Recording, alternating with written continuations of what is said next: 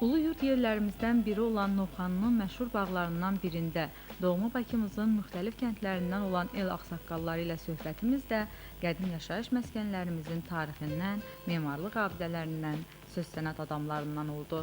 Novxanı cəmaatı deyir ki, qədim həyətlərində həmişə su quyuları və tövlələr, habelə xırman, bostan məhsullarını saxlamaq üçün anbarlar olub. Bugün də kəndin qədim abidələrindən bir neçəsinin, hamamların, məscidlərin qalıqları qalmaqdadır. Mən vətən üçün can fədayəm, çünki canımdır vətən. Laləcarım, gülsütanım, xoş məkanımdır vətən. Qürbət olsa min dəfə əla, yenə mən getmərəm. Şöhrətimdir şöhrəti, izzimdir, şanımdır vətən. Həm adı tarixdə nəqş olmuş kitabımdır mənim, həm şəhid tək tökdüyüm torpağa qanımdır vətən.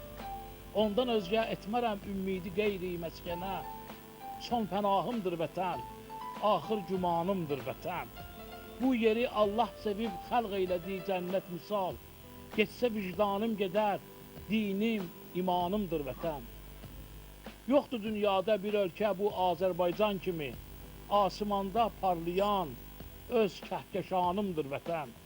Xoş günündə olmuşam rahat, əziyyətdən kənar, dar günündə canı verirəm, imtihanımdır vətən. Sən Hacı Sultan, vətənlə iftixar et daima, başımın tacı, əzizim, mehribanımdır vətən.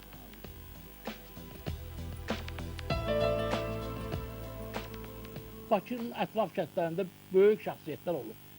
Hər kəndin, düzdür, burada bir qism insanlar yığılmışıq biz. Üzdəkdən, Şağandan, sair kəndlərdən burada. Amma çox kəndlərin böyük ziyalıları, alimləri, şairləri olur, gözəl insanları olur. 1918-ci ildə ətraf kəndlərdə, Kürdəxanı kəndində Meşəd Adil olub, yaşlılar eşidərlər. Qaçaq Adil deyərmişlər buna. Dəstə düzəldib, ermənilər Azərbaycana hücum edəndə məşhur Meşəd Adil, bu yaxınlarda onun üçün 140 illik eləyəcəklər Kürdəxanında.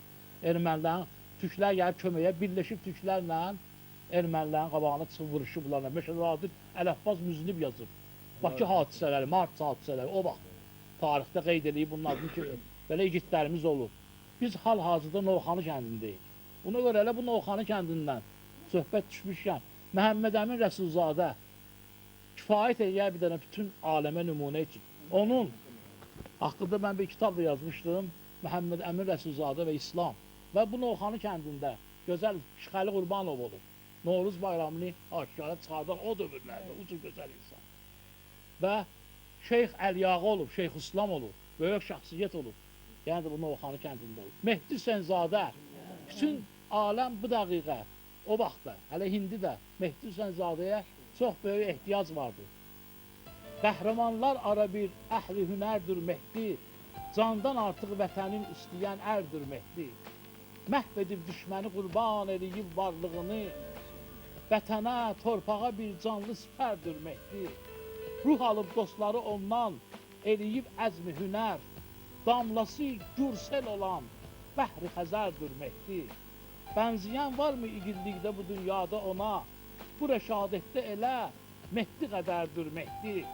Yağdırıb ateşi düşmən başına mərdanə, gecəni məhv eləyən nurlu səhərdir Mehdi. Gün bugün düşməni məhv eyləməyə aləmdə, əməli ilə bizə tarixi xəbərdir Mehdi.